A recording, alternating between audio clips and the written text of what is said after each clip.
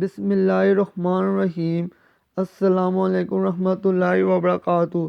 حدیث کے موتی چینل کی طرف سے آج میں اپنے دوستوں کو رسول اللہ صلی اللہ علیہ وسلم کا ایک بہت پیارا فرمان سناؤں گا۔ آپ دوستوں سے گزارش ہے کہ آپ اس پر ضرور عمل کریں۔